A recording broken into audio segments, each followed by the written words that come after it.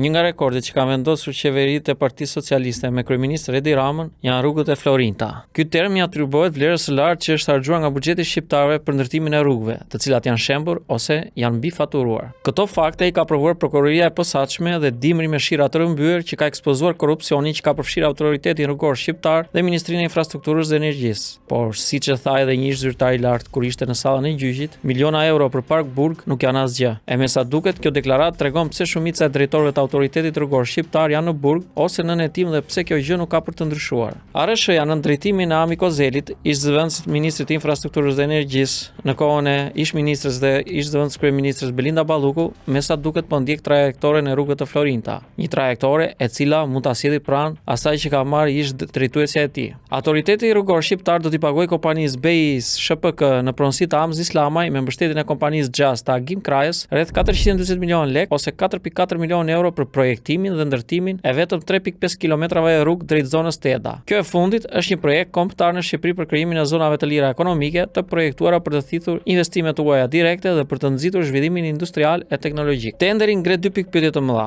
Pse një aks kaq i shkurtër kushton më shumë për kilometër se një projekt shumë më i plotë se i Bashkisë Tiranë? Pyetja tjetër është se si do ta realizojë BEIS SHPK e Amz Islamaj kontratën brenda 9 muajve, kur në të njëjtën periudhë ka fituar edhe 4 tendera të tjerë me kantier në vende të ndryshme. Oferta e kompanisë është rreth 4.4 milionë euro me TVSH dhe e ndarë me gjatësinë e aksit. Çdo kilometër do të kustojë rreth 1.26 milionë euro. Kjo është shumë pas uljes së ofertës, sepse fondi limiti vendosur nga ARSH-ja ishte edhe më i lartë, rreth 4.8 milionë euro. Fatura rëndohet edhe më shumë nga përshkrimi i gjetjes ekzistuese. Vetë institucioni që drejtohet nga Ami Kozeli pranon se nga 3.5 kilometrat, segmenti i parë prej rreth 1.15 kilometrash është një rrugë ekzistuese, afërsisht 6 metra e gjerë, me shtresa rrugore në gjendje relativisht të mirë. Në këtë pjesë nevojiten plotësime në kullim, drejtësim, trotuare dhe sinjalistik, por nuk bëhet fjalë për ndërtimin nga zero të gjithë trupit të rrugës. Më tej, është një segment prej rreth 1.35 kilometrash me çakull dhe gropa, ndërsa vetëm kilometri i fundit përshkruhet si rrugë dhe o. Pra, ndryrja më e thellë përqendrohet kryesisht në rreth 2.35 kilometra, ndërsa pothuajse 1/3 e aksit ekziston dhe është akoma funksionale. Megjithatë, autoriteti rrugor nuk ka publikuar sasitë që do të shpjegonin çmimin. Dokumenti i emërtuar preventive pa çmime përmban vetëm disa kategori të përgjithshme si gërmime, shtresa rrugore, drenazhim, ujësisë, linja rezervë, sinjalistik, gjelbërim dhe ndriçim. Nuk tregohet sa asfalt do të shtrohet, sa tokë do të grymohet, sa tuba do të vendosen, sa puseta do të ndërtohen, sa shtylla ndriçimi do të ngrihen dhe sa pemë do të mbidhen. Kolonat e përqindjeve dhe vlerave janë në bosh. Kjo do të thotë se ARSH-ja ka arritur të përcaktojë një fond limit prej 480.2 milion lekësh, ndërkohë që nuk ka publikuar sasitë mbi të cilat ka dalë kjo shumë. Çmimi është i plotë dhe i saktë, volumi që duhet ta justifikojë është i paplot dhe i papërcaktuar. Autoriteti rrugor shqiptar ka futur kontratën në formulën me Qesandor. Projekti i zbatimit dhe preventivi përfundimtar do të artohet nga kompania fituese, në këtë rast nga BEIS SHPK pas lidhjes së kontratës. Pra, fillimisht është zgjedhur kompania dhe është fiksuar shuma, ndërsa më pas do të përcaktohet me hollësi se çfarë do të ndërtohet me ato para. Në teori,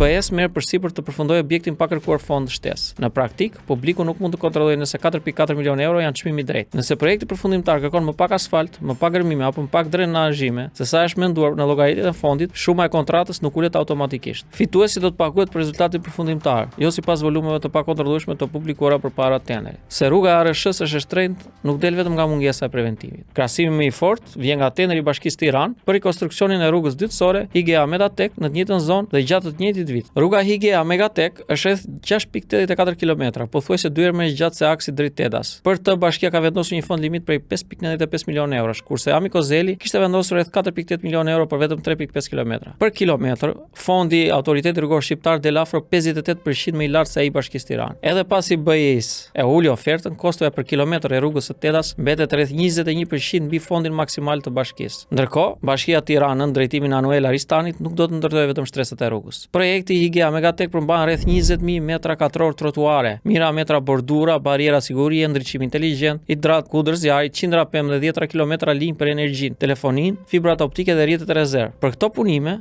Bashkia ka publikuar sasitë konkrete, dihet sa asfalt do të shtrohet, sa shtylla do të vendosen, sa trotuar do të ndërtohet dhe sa pemë do të mbidhen. Autoriteti rrugor shqiptar paguan më shumë për kilometër, por nuk tregon të njëjtat dhëna. Edhe një projekt evropian i dokumentuar nga Komisioni Evropian e vendos çmimin e ARSH-s në pikë pyetje. Rehabilitimi i një rruge kombëtare në Rumani që përfshinte zgjerimin e platformës, përforcimin për mjete të rënda 21 ura dhe 175 ton bino, kushtoi mesatarisht rreth 600.000 euro për kilometër. Pra, rrugët nga Autoriteti rrugor shqiptar janë 2 fish më të shtrenjta se në Bashkimin Evropian. Oferta fituese për rrugën e Tedas arrin në rreth 1.14 milionë euro për kilometër. Projektet nuk mund të barazohen mekanikisht sepse janë realizuar në vende dhe periudha të ndryshme. Megjithatë, krahasimi tregon se çmimi i Tedas nuk është normal deri në atë pikë sa të mos kërkojë shpjegim. Ai është pothuajse 2 dyfishi një rehabilitimi evropian që përfshinte edhe ura e qindra tombino, ndërsa ARSH-ja nuk ka identifikuar ndonjë urë të madhe, tunel mbi kalim apo vepër tjetër të jashtëzakonshme në këtë aks. Por çmimi është vetëm njëra anë e historisë. Ana tjetër është aftësia reale e BE-s SHPK në pronësi të Hamz Islamaj për të realizuar këtë projekt brenda 9 muajve. Në të njëjtën periudhë, kompania ka fituar edhe 4 kontrata të tjera publike: rikonstruksionin e qendrës sociale Balashe në Elbasan, sistemimin dhe asfaltimin e rrugëve në lagjet Bodinok dhe Metallaj, në Maminas, postimin e linjave elektrike për rehabilitimin e Kurullës Durrës-Tiranë dhe lidhjen me aeroportin e Rinasit, si dhe rehabilitimin e shëndetësores numër 2 në Kavalion. Kontrata e qendrës sociale Balashe ka afat 8 muaj, rrugët e Bodinokut dhe Metallaj duhet realizohen brenda 6 muajve. Spostimi i linjave elektrike për gjatë e Kurullës ka afat 9 muaj, ndërsa shtetitoria në Kavalion 3 muaj. Këto afate prekin ose mbi vendosen me 9 muaj të parashikuar për projektimin dhe ndërtimin e rrugës drejt Tedas. Kështu, gjatë së njëjtës periudhë, BE-s SHPK duhet të jetë pranueshme në të paktën 5 kantiere, në Elbasan, në Maminas, për gjatë korridorit Durrës-Tiranë-Rinas, në Kavalion dhe në rrugën drejt Tedas. Vetëm fakti që një kompani ka fituar disa kontrata nuk është shkelje, por duhet kujtojmë se disa nga këto kontrata i realizon vetëm BE-s, në dallim nga ky projekt që ka tani që ka marrë si nën kontraktor Just SHPK. Një kompani e madhe mund të ketë staf, makineri dhe ekipe të ndryshme për secilin kantier, por në rastin e Tedas ky element merr peshë të veçantë për shkak të kërkesave që ka vendosur vetë autoriteti rrugor shqiptar. Për rrugën 3.5 kilometra, ky institucion kërkon të paktën 160 punonjës, drejtues teknik të pranishëm gjatë punimeve, staf të specializuar dhe një numër të konsiderueshëm mjetësh e makinerish. Dosja përcakton se stafi kryesor dhe makineritë e deklaruar për këtë kontratë nuk duhet të jenë të angazhuar në kontrata të tjera ose në procedura kur operatori është shpallur fitues. Pra, pyetja nuk është nëse BE-s lejohet të fitojë 5 tendra. Sigurisht që lejohet. Pyetja është nëse kompania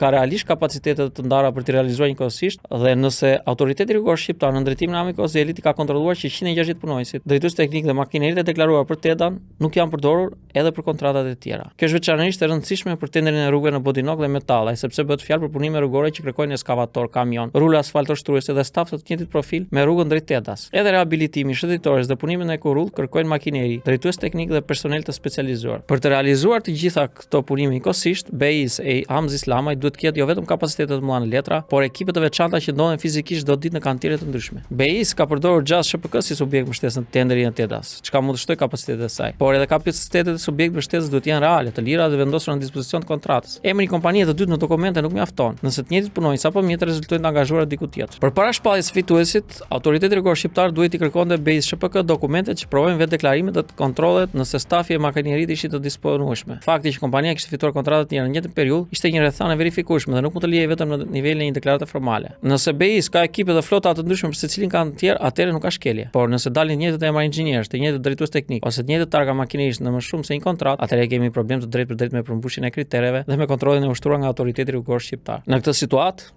bara e transparencës nuk bie vetëm mbi kompaninë. ARSH-ja duhet të tregojë me cilët punonjës dhe me cilat makineri do të realizohet kontrata 4.4 milionë euro, cilat kapacitete janë të BE-s, cilat janë vendosur nga Just dhe si është verifikuar që ato nuk janë të zëna në 4 kantieret e tjera. Edhe mbyllja e procedurës shton një detaj tjetër. Njoftimi përfundimtar i fituesit nuk është firmosur nga drejtori i përgjithshëm i autoritetit rrugor shqiptar, Amiko Zeli. Dokumenti mban shënimin në mungesë dhe me urdhër dhe është firmosur nga Gzim Noni, drejtori i drejtorisë së ndërtimit dhe mirëmbajtjes. Ligji e lejon Kozelin t'ia delegojë këtë firmë një drejtuesi varësi dhe kjo nuk e bën aktin vetvetiu të parregullt. Por siç e kemi parë, delegimi në disa raste ka qenë për të shmangur përgjegjësinë për tenderat caktuar. Dyshimet për këtë tender në fund janë të dyfishta. E para është financiare, autoriteti rrugor shqiptar paguan më shumë për kilometër se sa Bashkia Tiranë, megjithëse një pjesë e aksit ekziston dhe preventivi nuk tregon sasi që justifikojnë 4.4 milionë euro. E dyta është fizike. Kompania fituese BE-s SHPK duhet të realizojë njëkohësisht 5 kontrata në zona të ndryshme, ndërsa vetëm rruga e Tedas kërkon 160 punonjës dhe makineri të pangarkuara në objekte të tjera. Autoriteti rrugor shqiptar ka zgjidhur fituesin dhe ka caktuar faturën, por ende nuk ka treguar as volumin përfundimtar të rrugës dhe as kapacitetet konkrete që do të mbeten të dedikuara në kantier. Pyetja kryesore ngel ajo, pse kosto e rrugës së autoriteti rrugor shqiptar del më shtrenjtë se ajo Bashkisë Tiranë? Kujtojmë se kjo e fundit ka më shumë volume, më shumë punime dhe është më e gjatë. Madje pyetja ngelet po ajo, pse rrugët që ndërton autoriteti rrugor shqiptar janë më të shtrenjta në Europë.